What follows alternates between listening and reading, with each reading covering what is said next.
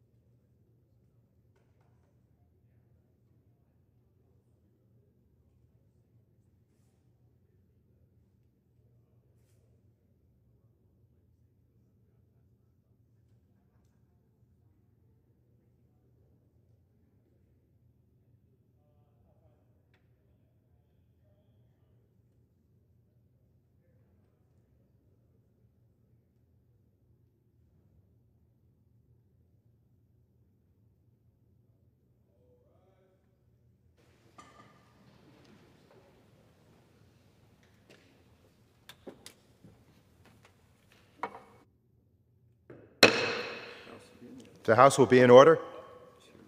The Chair lays before the House a communication from the Speaker.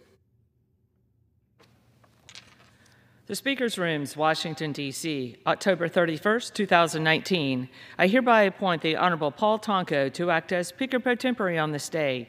Signed, Nancy Pelosi, Speaker of the House of Representatives. The prayer will be offered by our chaplain, Father Conroy. Let us pray. Dear God, we give you thanks for giving us another day. We ask your special blessing upon the members of this people's house. They face difficult decisions in difficult times, with many forces and interests demanding their attention. Give them generosity to enter into their work. May they serve you in the work they do as you deserve. Give of themselves and not count the cost. Fight for what is best for our nation and not count the political wounds. Toil until their work is done and not seek to rest. And labor without seeking any reward other than knowing they are doing your will and serving the people of this great nation. Bless them, O God, and be with them and with us all this day and every day to come. May all that is done be for your greater honor and glory. Amen. The Chair has examined the journal of the last day's proceedings and announces to the House has approval thereof. Pursuant to Clause 1 of Rule 1, the journal stands approved. The Pledge of Allegiance will be led by the gentleman from Ohio, Mr. Joyce.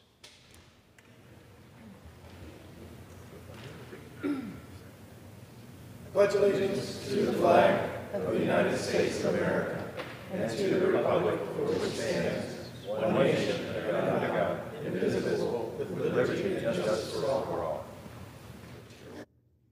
The Chair will entertain up to 5 requests for 1-minute speeches on each side of the aisle.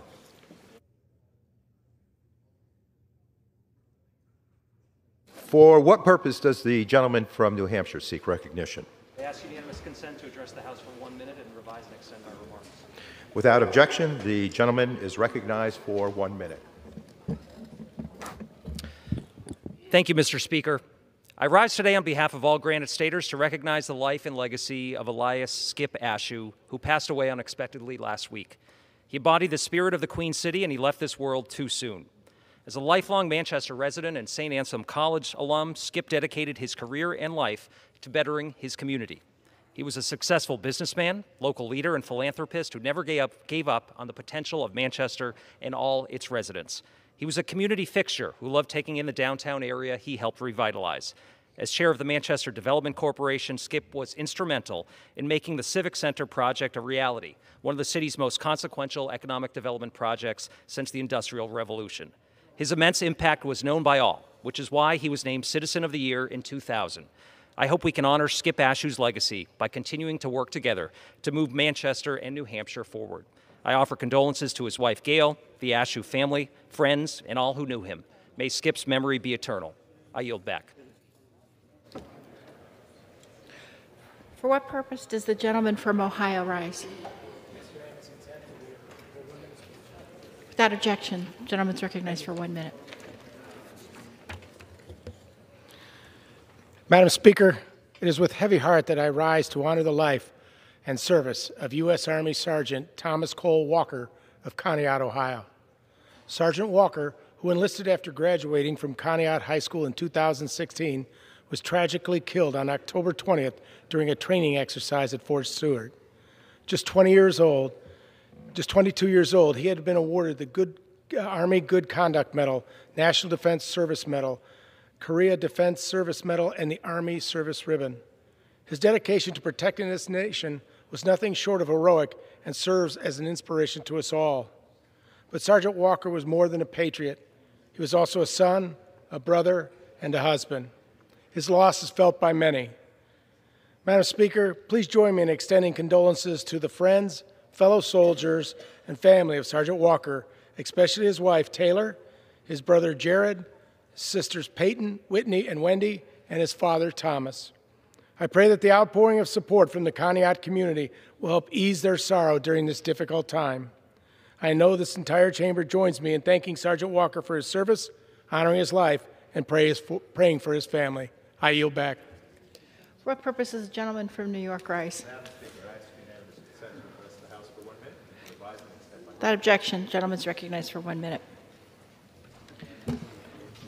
Thank you, Madam Speaker. This month marked a painful anniversary of one fateful afternoon in Schoharie, New York, when 20 precious souls were lost in the preventable crash of a limousine that should never have been allowed on the road. The families of those lost, many from my hometown of Amsterdam, New York, the families of 8 young people devastated by the Kachog crash on Long Island in 2015, and countless others touched by these preventable tragedies have raised their voices to demand action.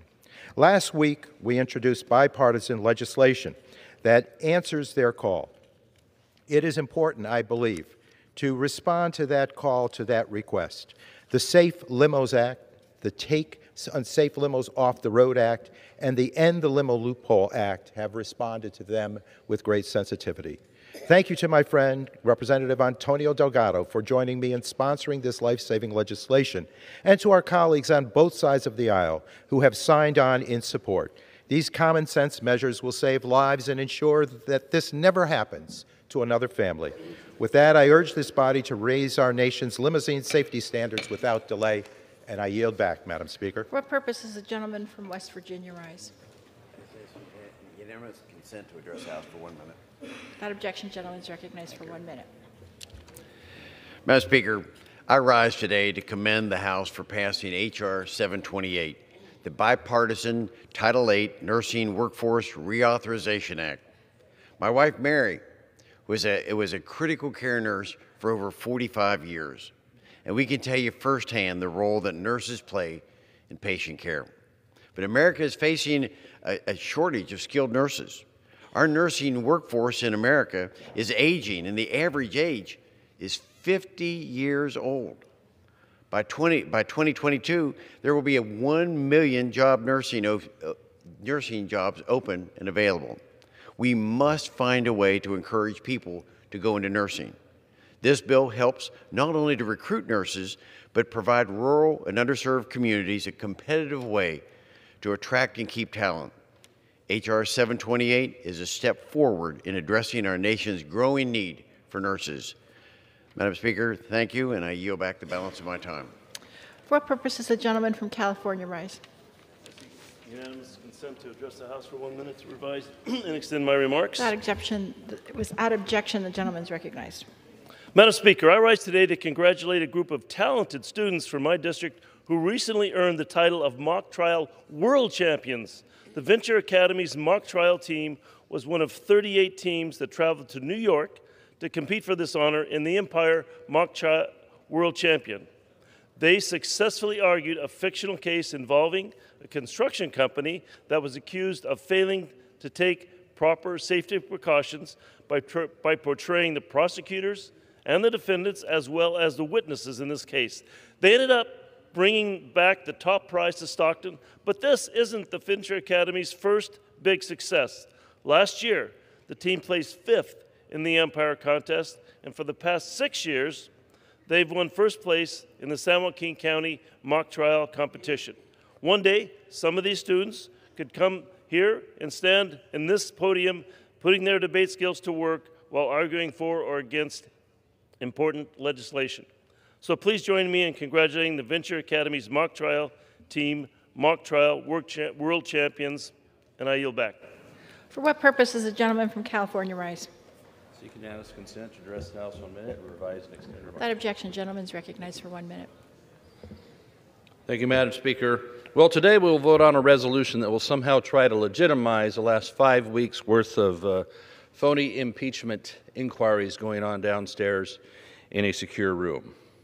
Instead of voting on and taking up the issues that matter to the American people, we continue to chase this witch hunt, trying to take down the accomplishments of our President Donald J. Trump. Indeed, the economy we have, the unemployment we have, the success we're having in the Middle East and other areas around the world aren't good enough.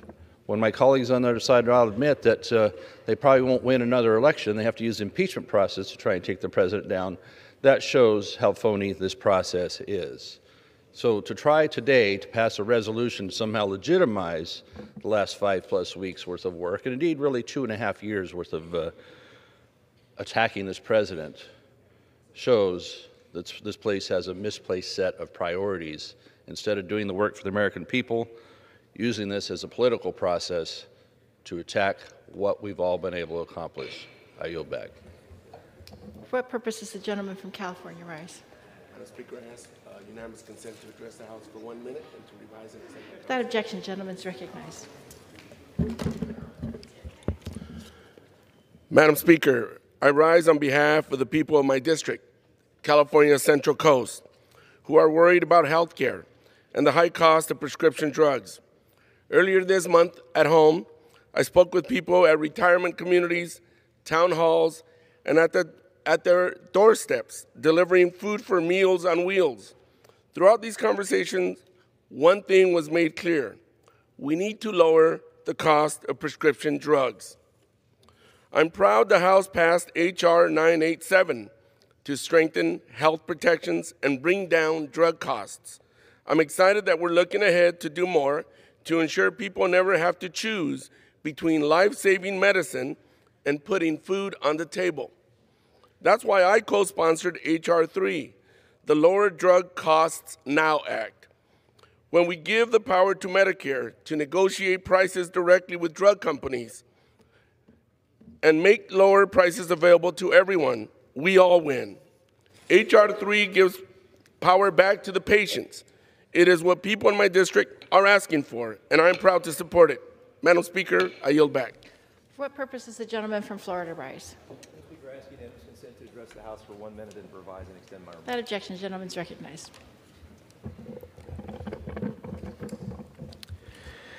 Madam Speaker, I rise in strong opposition to the resolution that attempts to justify the sham impeachment process that I've personally witnessed. The majority claims this resolution will ensure a, quote, fair, open, and transparent process. You want to know how fair this process is? The resolution names the Financial Services Committee as part of the investigation. And earlier this month, the chairwoman of that committee said President Trump should be, quote, placed in solitary confinement. Further, Republicans will only be allowed to subpoena witnesses with Chairman Schiff's approval, as deemed necessary to the investigation. If we've learned anything from the investigation so far, we know the majority does not think due process is necessary. They don't even think basic fairness is necessary. A yes vote on this resolution today gives a stamp of approval to a process that has been damaged beyond all repair in a blatant and obvious coup to unseat a sitting president of the United States. I will not support a resolution that promises an open and fair process without the basic, fundamental procedures necessary to ensure it. I yield back. For what purpose does the gentlelady from California rise? Ask for unanimous consent consent to address the House for 1 minute and to revise it. Without objection, gentlelady is recognized. Thank you, Madam Speaker. I rise today in strong support of HRS 296, which is an important resolution affirming the United States record on the Armenian genocide that the House overwhelmingly passed on Tuesday. This historic resolution makes clear that our nation unequivocally recognizes the Armenian genocide and encourages education and understanding of these tragic events. Madam Speaker, as you know, the Armenian genocide, the first genocide in the 20th century, took place from 1915 to 1923. During this tragedy in history, 1.5 Armenians were killed, men, women, and children. Now, I was privileged to visit Armenia earlier this year and talk to many Armenians about this tragic history.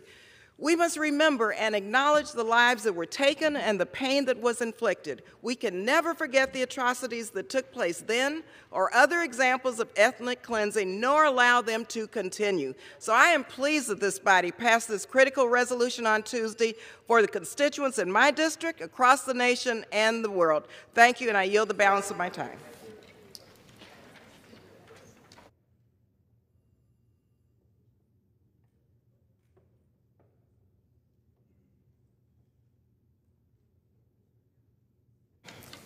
For what purpose does the gentleman from Massachusetts seek recognition? Madam Speaker, by direction of the Committee on Rules, I call up House Resolution 660 and ask for its immediate consideration. The clerk will report the resolution. House Calendar number 52, House Resolution 660. Resolved that the Permanent Select Committee on Intelligence, the Committees on Financial Services, Foreign Affairs, the Judiciary, Oversight and Reform, and Ways and Means are directed to continue their ongoing investigations as part of the existing House of Representatives inquiry into whether sufficient grounds exist for the House of Representatives to exercise its constitutional power to impeach Donald John Trump, President of the United States of America. Section 2. Open and transparent investigative proceedings by the Permanent Select Committee on Intelligence. For the purpose of continuing the investigation described in the first section of this resolution, the Permanent Select Committee on Intelligence, referred to in this resolution as the Permanent Select Committee, is authorized to conduct proceedings pursuant to this resolution as follows. 1. The chair of the Permanent Select Committee shall designate an open hearing or hearings pursuant to this section. 2. Notwithstanding Clause 2J2 of Rule 11 of the Rules of the House of Representatives, upon recognition by the chair for such purpose under this paragraph during any hearing designated pursuant to paragraph 1, the chair and the ranking minority member of the Permanent Select Committee shall be permitted to question witnesses for equal specified periods of longer than 5 minutes as determined by the chair. The time available for each period of questioning under this paragraph shall be equal for the chair and the ranking minority member. The chair may confer recognition for multiple periods of such questioning, but each such period of questioning shall not exceed 90 minutes in the aggregate. Only the chair and ranking minority member or the Permanent Select Committee employee, if yielded to by the chair or ranking minority member, may question witnesses during such periods of questioning. At the conclusion of questioning, pursuant to this paragraph, the committee shall proceed with questioning under the 5-minute rule pursuant to Clause 2J2A of Rule 11. 3. To allow for full evaluation of minority witness request, the ranking minority member may submit to the chair in writing any request for witness testimony relevant to the investigation described in the first section of this resolution within 72 hours after notice is given for the first hearing designated pursuant to paragraph 1.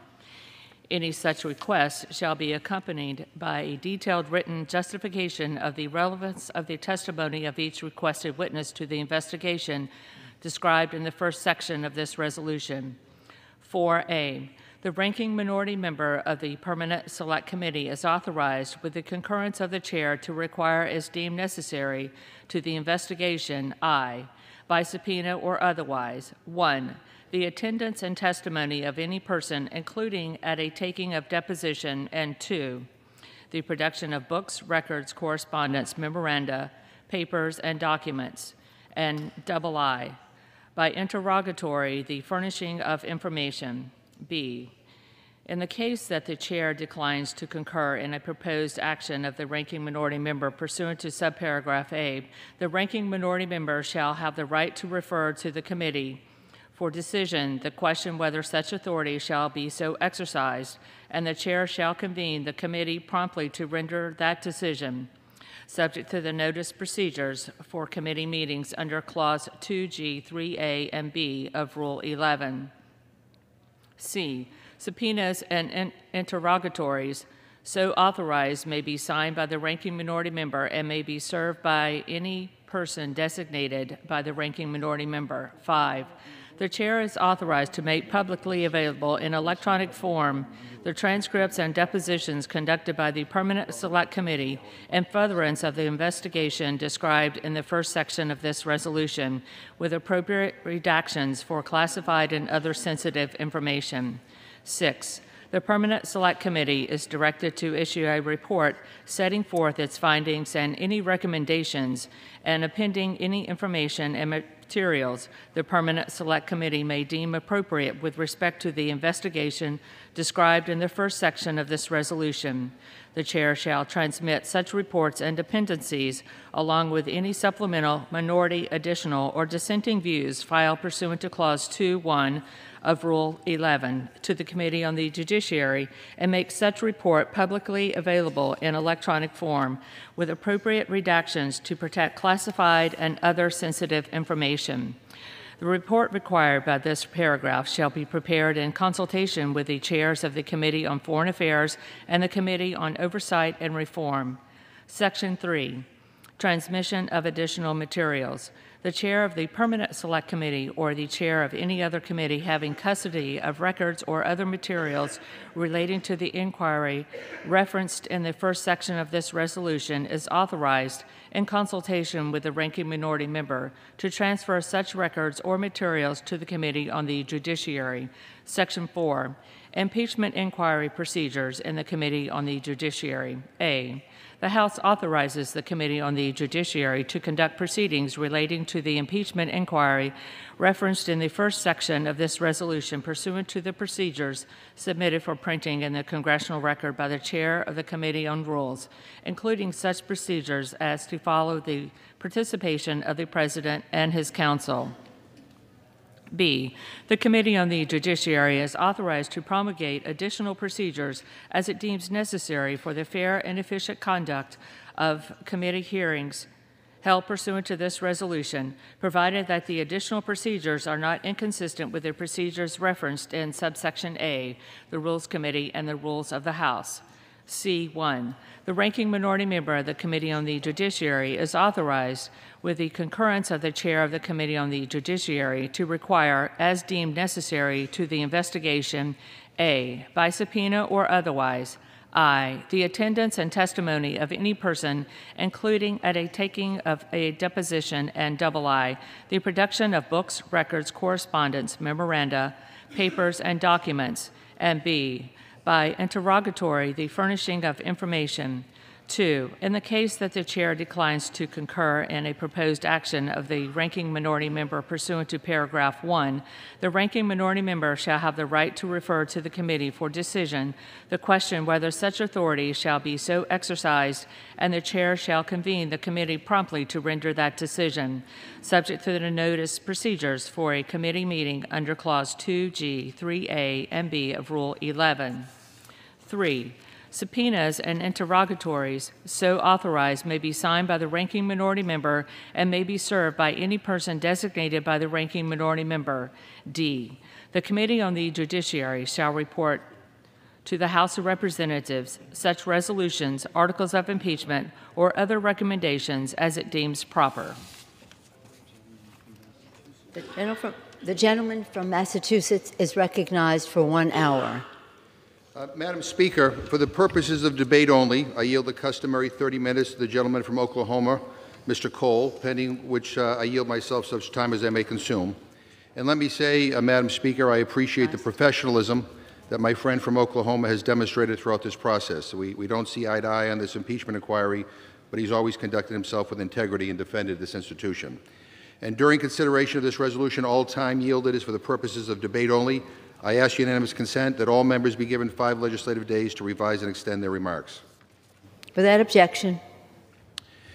Madam Speaker, on Wednesday afternoon, the Rules Committee marked up and favorably reported House Resolution 660, directing certain committees to continue their ongoing investigations as part of the existing House of Representatives inquiry into whether sufficient grounds exist for the House of Representatives to exercise its constitutional power to impeach Donald John Trump, President of the United States of America. Madam Speaker, this is a sad day for our country. Over 230 years ago, when the founders of our country wrote the Constitution, they entrusted us with the gift of self-government, but they knew the persistence of this gift was not assured. It may be taken for granted today, but having just shaken off a tyrant, the founders knew better. They understood that the very foundations of our country are dependent on safeguarding against one branch of government encroaching on the others.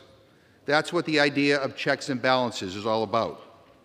Within that system, the framers gave only this Congress the power, if need be, to impeach a president over possible wrongdoing. This fact that no one is above the law is what separates this country from so many others. Because of its seriousness, the impeachment process has been rarely used for presidents. For just the 4th time in our nation's history, Congress is now investigating whether to impeach a president of the United States. Our authority to do so under Article 2, Section 4 of the Constitution of the United States and the rules of the House of Representatives is clear, and the courts have recently agreed. For all the disagreements I have with President Trump, for all his policies, his tweets, and his rhetoric that I deeply disagree with, I never wanted our country to reach this point. I do not take any pleasure in the need for this resolution.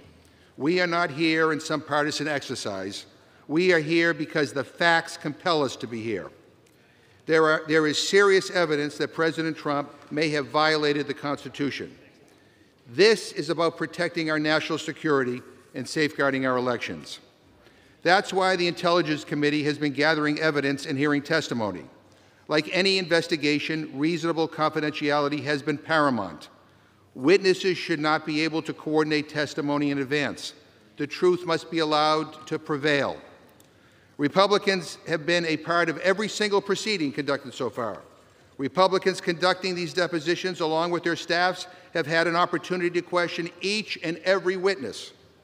Now, Madam Speaker, we are entering the public-facing phase of this process, and I commend the investigative committees and their staffs for the professional manner which they have conducted themselves.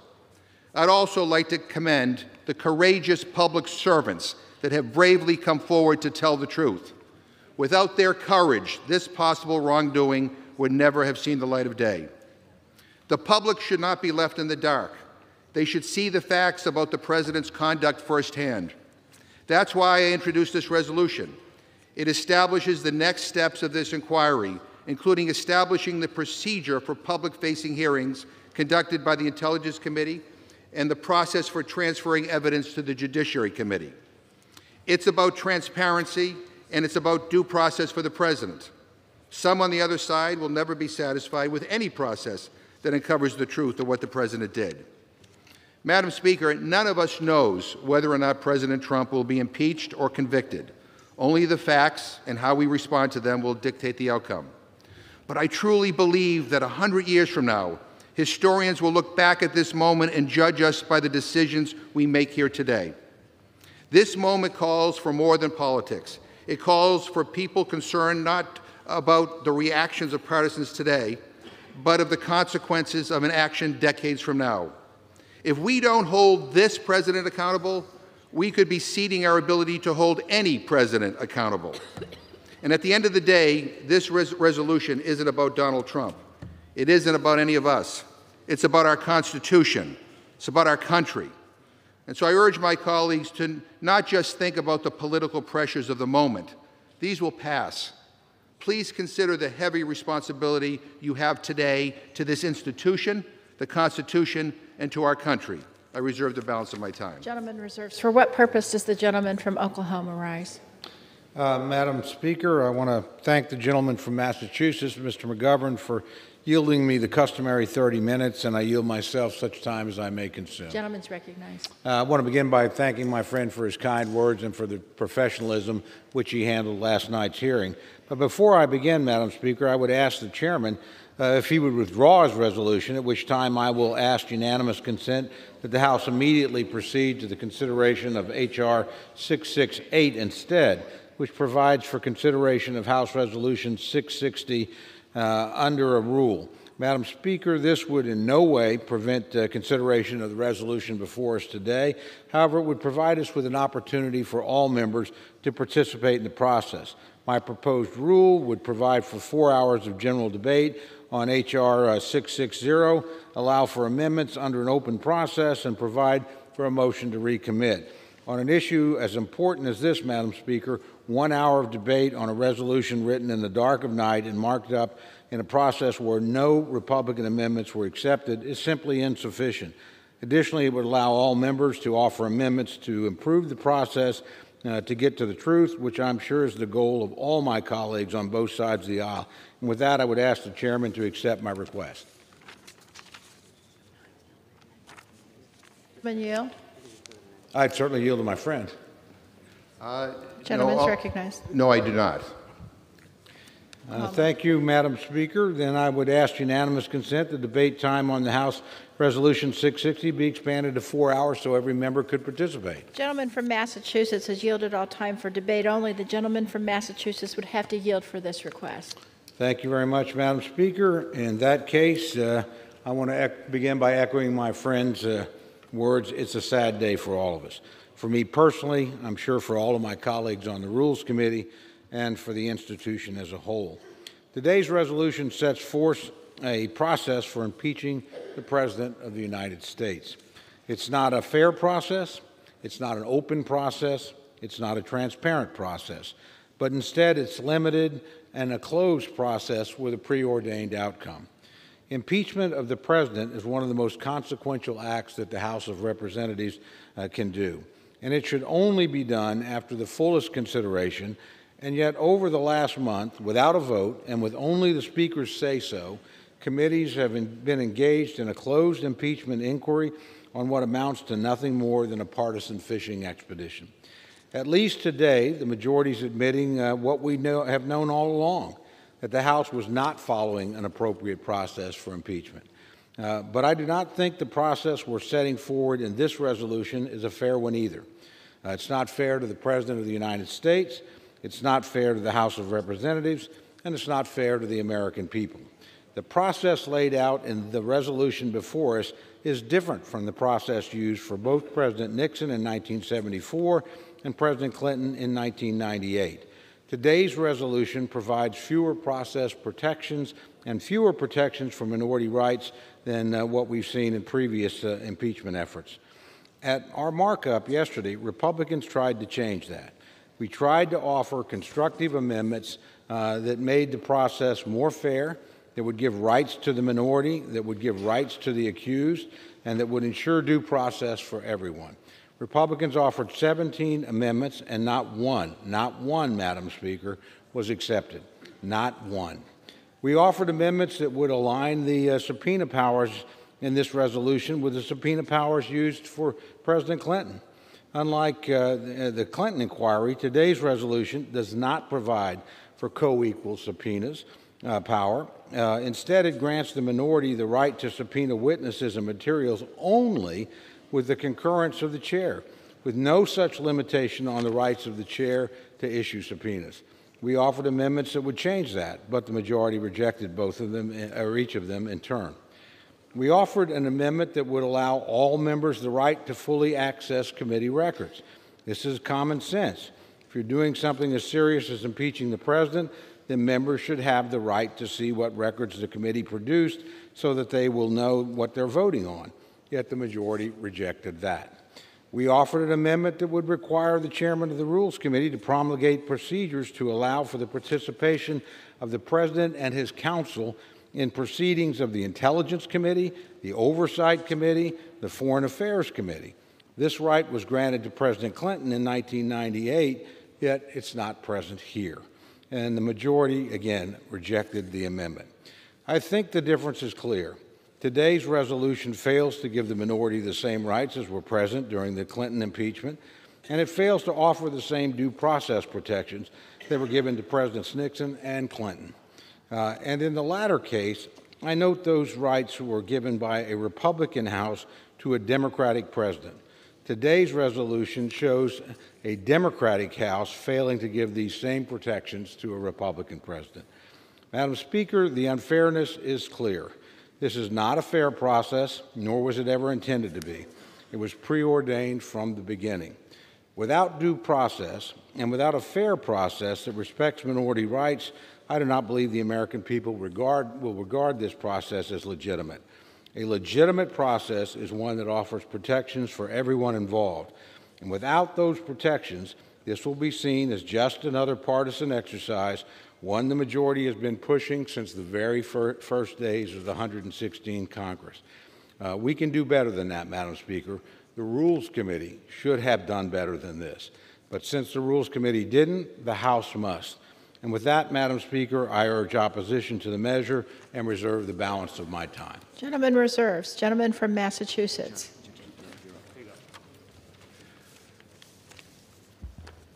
Madam Speaker, let me just say briefly that this resolution provides better protections for the President than what Presidents Nixon and Clinton received. And just like under Nixon and Clinton in the Judiciary Committee, the President's Counsel can submit additional testimony or evidence for the committee to consider. The President and his counsel can attend all hearings and raise objections. They can question any witness. This going beyond Nixon and Clinton, this resolution allows the President's counsel to ask questions at the presentation of evidence. Under our procedures, the ranking minority members of the Judiciary Committee and the Intelligence Committee may issue subpoenas if authorized by a committee vote. These are the same subpoena powers that the ranking minority member was given during Clinton and Nixon. Our resolution allows for greater member participation than under past impeachment procedures, including a robust process for the minority to propose witnesses and even issue subpoenas if authorized by committees. And let me just say, I think the fact of the matter is, I don't think there is any process that we can propose that Republicans who prefer to circle the wagons around this president and prevent us from getting to the truth would accept. I ask unanimous consent to insert into the record H-Res S81 from the 105th Congress, the Clinton Impeachment Inquiry Resolution that contains the same minority subpoena powers as the resolution.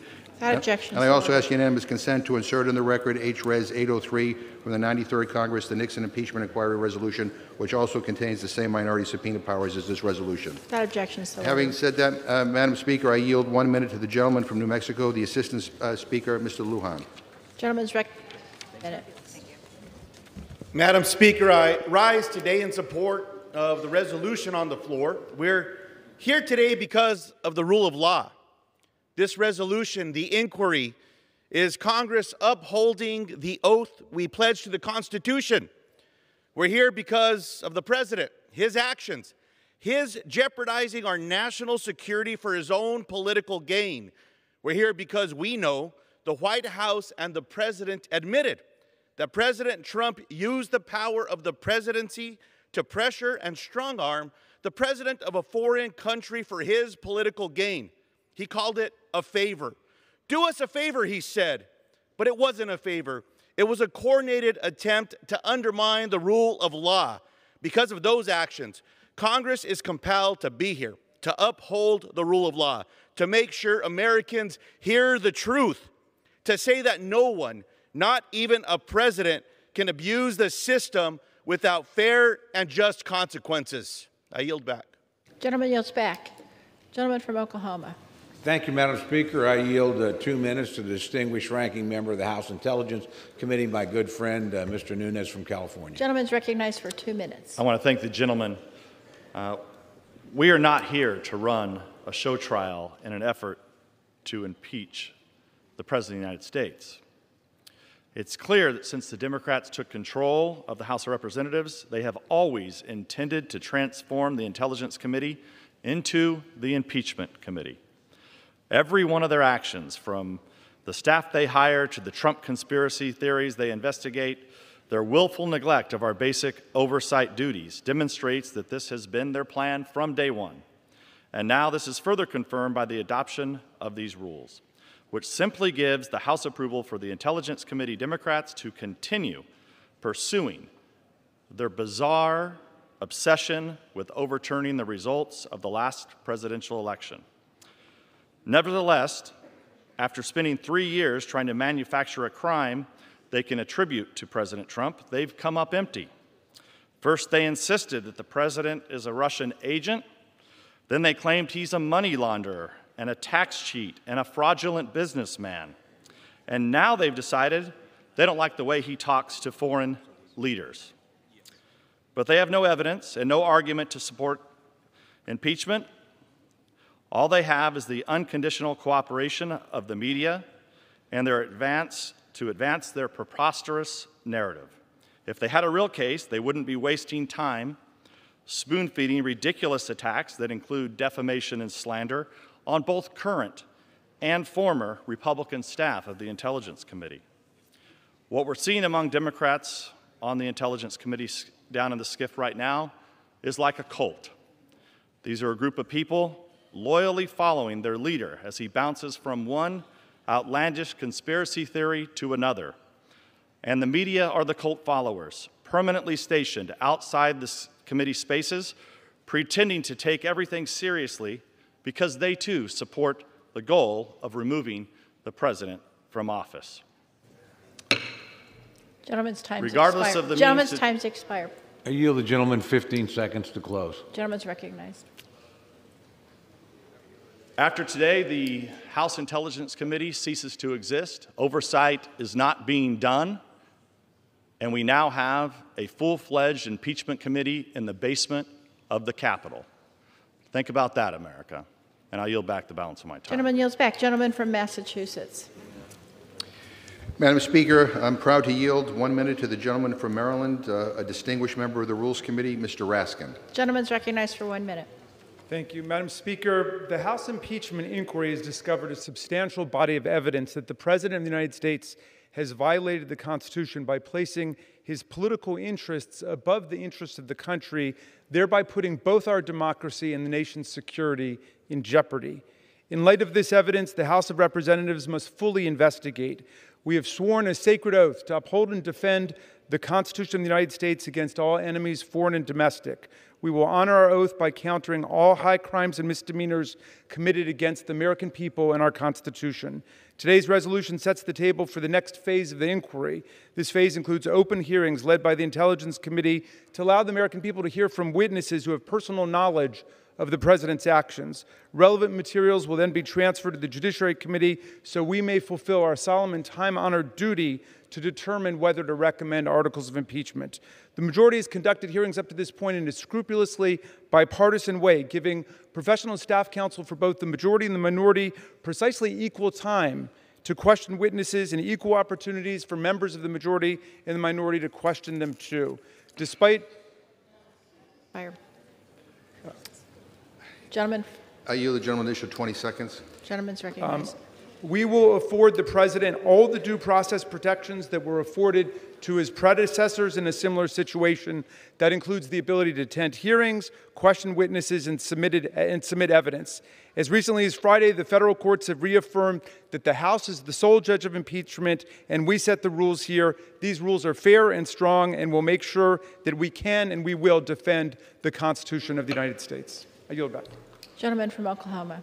Thank you, Madam Speaker. I yield 2 minutes to my good friend, the distinguished ranking member of the House Oversight Committee, Mr. Jordan from Ohio. The gentleman's recognized for 2 minutes. I thank the gentleman. Madam Speaker, trying to put a ribbon on a sham process doesn't make it any less of a sham.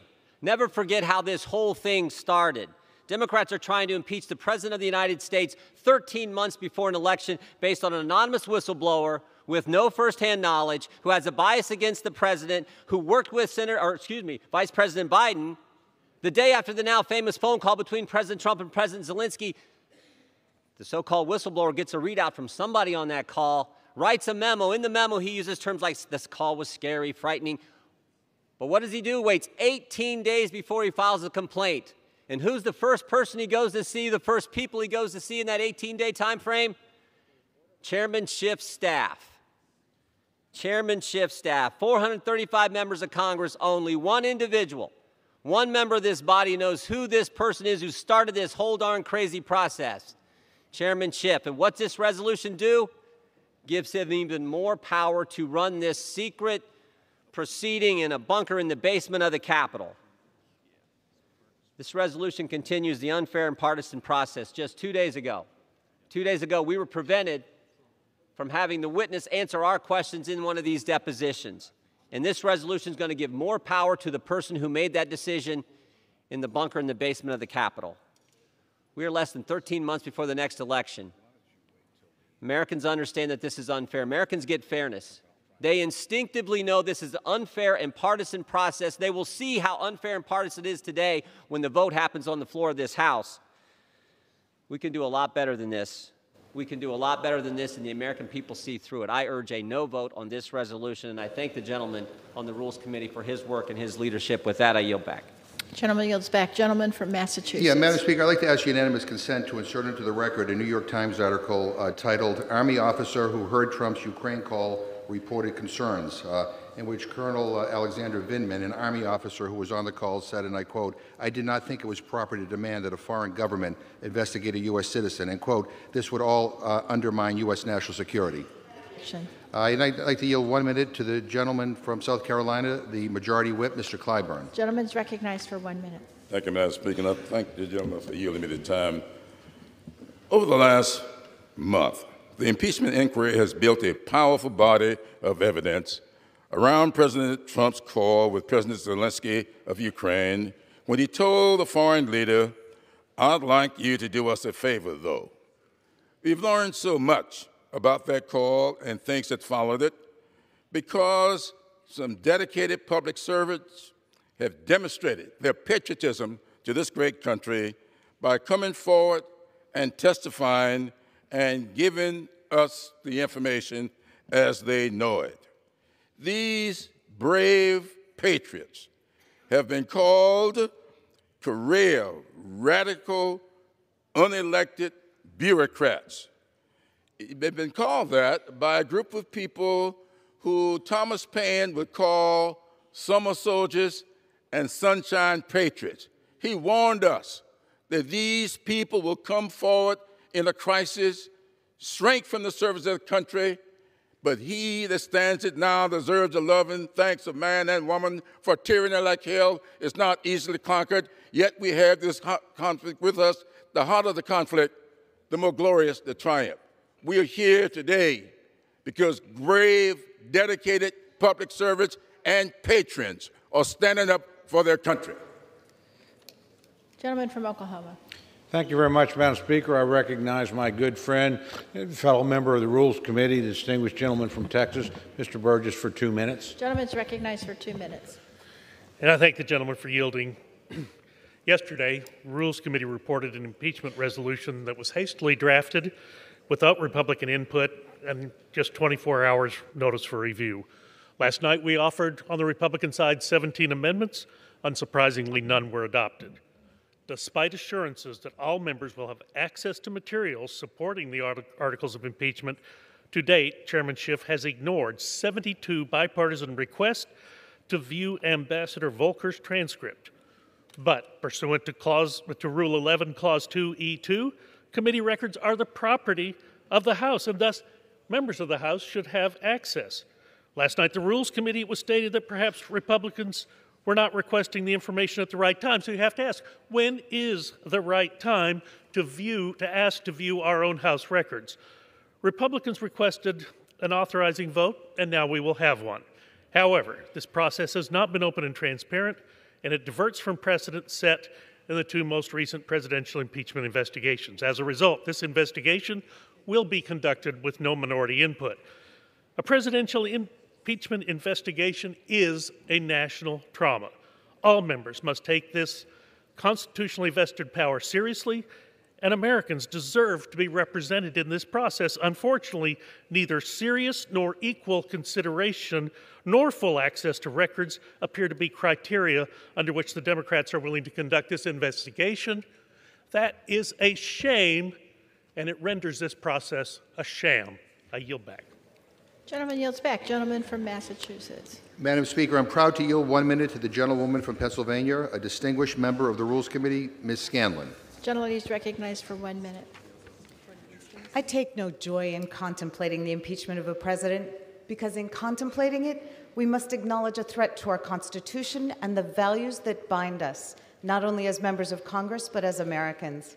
We've tried to work within traditional means to get to the bottom of serious allegations of misconduct so that we can deliver the truth to the American people.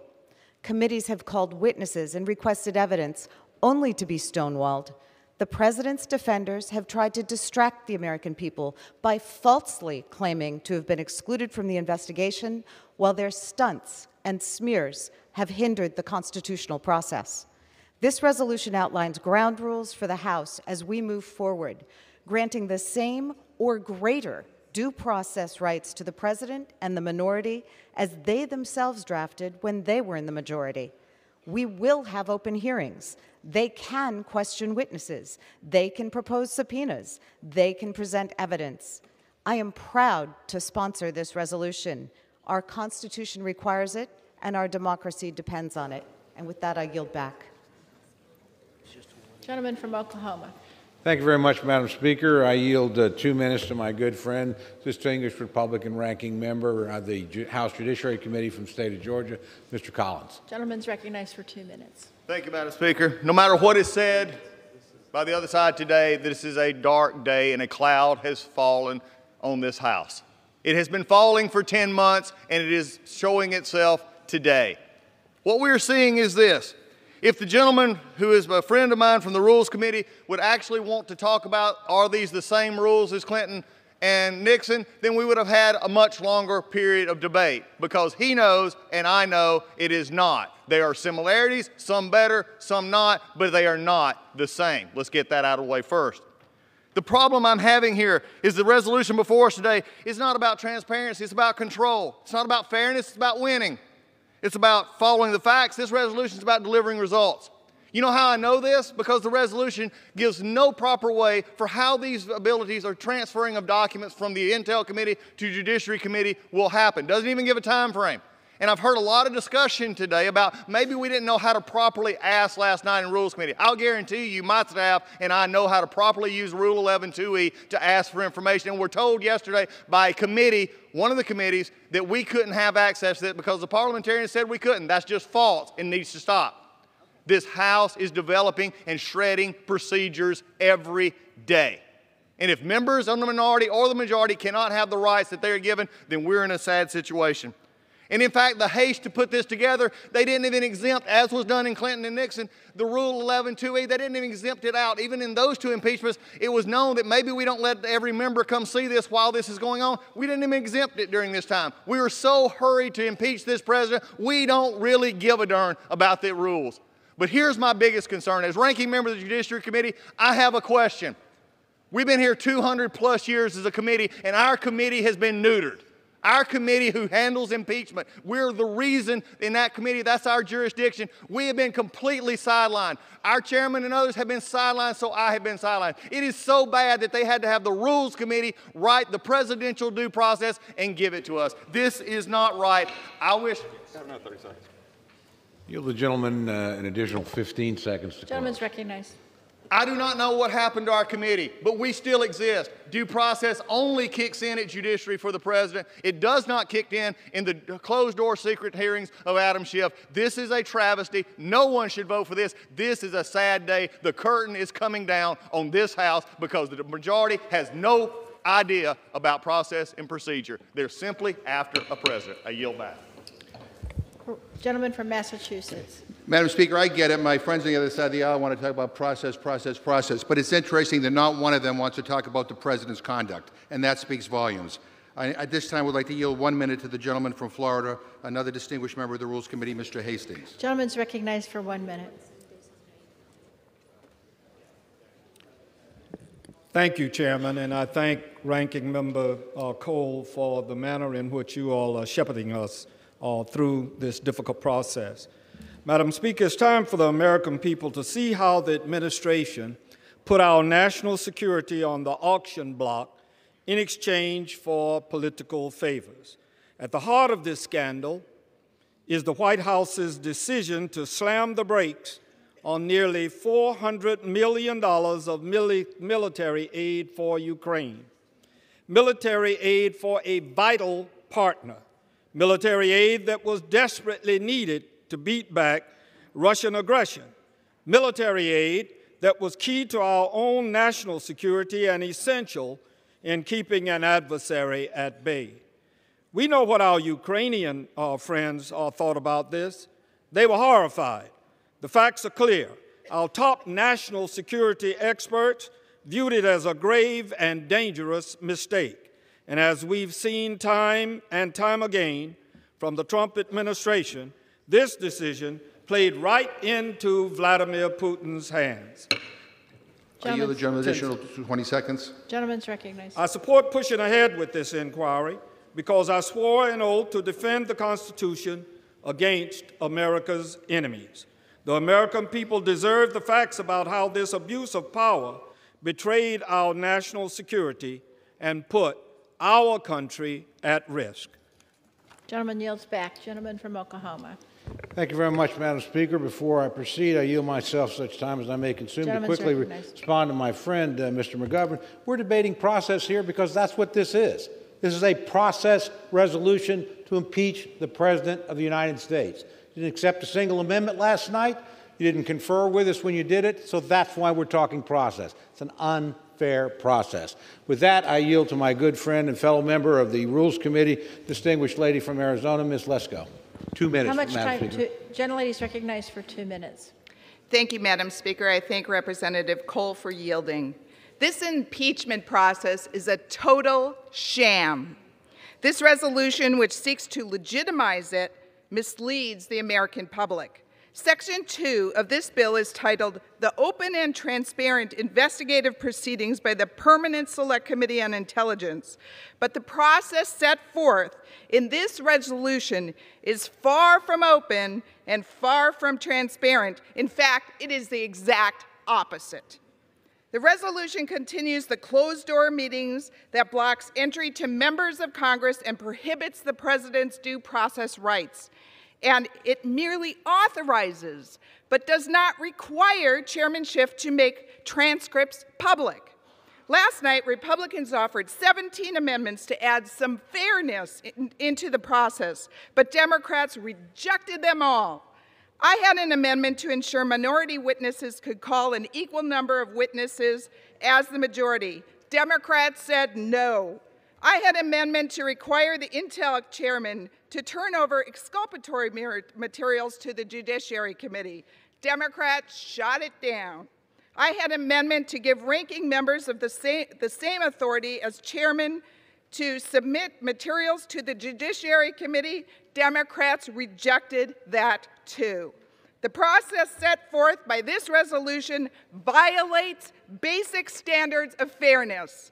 I urge opposition to this resolution, and I yield back the balance of my time. Gentlelady yields back. Gentleman from Massachusetts. Madam Speaker, I yield myself 10 seconds. Gentleman's recognized. The gentlelady wants to talk about a sham process. Let's talk about a sham process. Instead of respecting the constitutional authority of the House of Representatives, the White House has obstructed our investigation, ignored our duly authorized subpoenas, withheld key documents, prevented witnesses from testifying, and intimidated witnesses. They have tried to disparage members of Congress.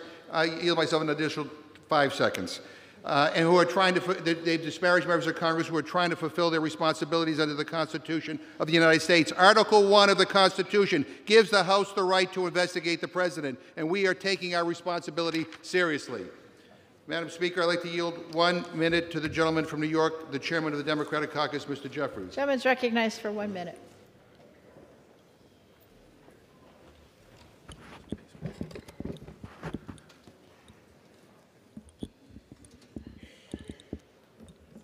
The House impeachment inquiry is about abuse of power. It's about betrayal. It's about corruption. It's about national security. It's about the undermining of our elections. It's about defending our democracy for the people. The House is a separate and co-equal branch of government. We don't work for this president or any president. We work for the American people. We have a constitutional responsibility to serve as a check and balance on an out-of-control executive branch. Our job is to ask difficult questions on behalf of the American people.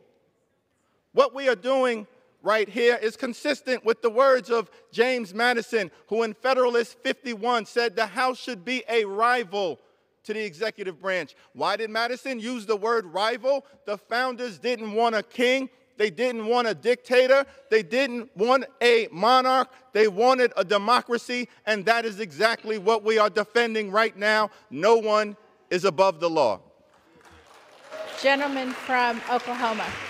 Thank you very much, Madam Speaker. I yield 2 minutes to my good friend, distinguished conference chair for the Republican Party, Ms. Cheney from Wyoming. Gentlelady is recognized for 2 minutes. Thank you very much, and thank you to our Republican leader of the Rules Committee for yielding to me. Madam Speaker, we have heard a lot this morning already, a desire, a desperation almost on the part of my colleagues on the other side of the aisle that the nation take this body seriously. Then they need to start acting like they take themselves seriously, Madam Speaker. When we are here gathered discussing this most grave and solemn obligation we have, addressing impeachment, we know, Madam Speaker, what a serious process would look like. We have seen it before. We have seen members on both sides of this aisle in the past, when we've been engaged in the impeachment of a president, act in a way that is serious, reflects the dignity of this body, and reflects the importance of the Constitution. That is the opposite, Madam Speaker, of what we have seen so far. No matter what my colleagues say about this legislation, no matter what my colleagues say about the process they've been engaged in to date, it is absolutely the case that it has been a secret process that has denied rights to the minority, that has involved leaking selectively things that the majority would like to have leaked, in which rights have absolutely been denied, and they cannot fix that. They cannot fix what has been a tainted record and a tainted process by now suddenly pretending they're opening it up. And Madam Speaker, let me say one other thing. Every time I hear my colleagues on the other side of the aisle talk about efforts to somehow undermine national security for political gain, I can't help but think about what they are doing precisely this morning. When we are facing the threats we are facing as a nation, and my colleagues on the other side of the aisle, Speaker Pelosi and Chairman Schiff and others, take what is arguably the single most important national security committee in this body, the House Intelligence Committee, and they tell the House Intelligence Committee, turn away from those threats. Do not focus on oversight. Do not focus on the challenges we face. And instead, we are going to consume you in a political, partisan process to impeach the President of the United States. Madam Speaker, my colleagues on the Democratic side of the aisle will be held accountable by history for what they are doing. Yield the gentlelady an additional 15 seconds to close, Madam Speaker. They will be held accountable by history for what they are doing. They have absolutely no right to talk about threats to this nation if they are diverting the full attention, resources, and focus of the House Intelligence Committee onto a sham political process run by Chairman Schiff and Speaker Pelosi. I urge my colleagues to oppose this resolution, and I yield back the balance of my time. Time's expired. Gentleman from Massachusetts. Madam Speaker, I am delighted to yield 1 minute to the gentlewoman from Florida, a distinguished member of the Rules Committee, Ms. Shalala. Gentlelady is recognized for 1 minute. Madam Speaker, having been through this before, I know how painful impeachment investigations can be. I also know that I'm not alone in saying that supporting this continuing inquiry is not a decision that any of us makes lightly. None of us has ever hoped to consider investigating our own president for compromising our national security and obstructing justice. Regardless of political ideology, we all understand our constitutional duty. It's with profound sadness and disappointment that we have to continue this investigation. The accusations the House is investigating go straight to the heart of our Constitution. Our Constitution endows us with not only the authority, but also the duty to hold our colleagues in the federal government accountable if they fail to act in the best interests of our nation. I don't think anyone here believes that domestic politics should interfere with foreign policy. I hope we will all vote to continue this investigation simply so that we can be clear on all the facts. More than anything, I'm confident that all of us possess a capacity for fairness and a commitment to doing what is right for the country we love. I yield back. Gentleman from Oklahoma. Thank you very much, Madam Speaker. I yield 1 minute to my good friend, distinguished Republican ranking member on the House Ways and Means Committee, Mr. Brady from Texas. Gentleman is recognized for 1 minute. Thank you, Madam Speaker. The impeachment and removal of the president is a serious matter. At its heart, it lets a small partisan group in Washington overturn the will of the entire American people. Above all, Americans believe in fairness, and when accused, the right to due process. This sham impeachment offers neither. It's secret, it's partisan, it's being conducted behind closed doors to hide information from the American people, all with one goal in mind: take down President Trump by any means necessary. I will not legitimize this unprecedented and unfair charade with this vote today. Speaker Pelosi and Chairman Schiff long ago abandoned the due process and fairness that was guaranteed during the Clinton impeachment. I know because I was here in Congress for it. There is simply no cause for this impeachment inquiry, none, and it's shameful to create a constitutional crisis for purely partisan reasons. I yield back. Gentleman yields back. Gentleman from Massachusetts. Madam Speaker, I'm proud to yield 2 minutes to the gentleman from California, the distinguished chairman of the Select Committee on Intelligence, Mr. Schiff. Gentleman is recognized for 2 minutes. Madam Speaker, I rise in strong support of House Resolution 660. I rise in strong support, but I do not take any pleasure in the events that have made this process necessary. I rise in strong support of the resolution, but I do so with an understanding that the task before us is a solemn one. How each member of this chamber approaches the vote this morning and the days and weeks ahead may be the most important service as members of Congress we will ever pay to the country and Constitution that we all love and have pledged to defend. For the past several weeks, the Intelligence Committee, the Oversight Committee, and the Foreign Affairs Committee have engaged in an intensive investigation. That work, which has been conducted with equal opportunities for both parties to question witnesses, has added a great deal to our understanding of the President's conduct, as evident in the July 25 call record and the events that both preceded and followed that call. That work has necessarily occurred behind closed doors because we have had the task of finding the facts ourselves without the benefit of the investigation that the Justice Department declined to undertake. Despite attempts to obstruct, we have interviewed numerous witnesses. We have provided important testimony about the efforts to secure political favors from Ukraine, who have provided important testimony about the efforts to secure political favors from Ukraine. We have reviewed text messages among key players which show how securing political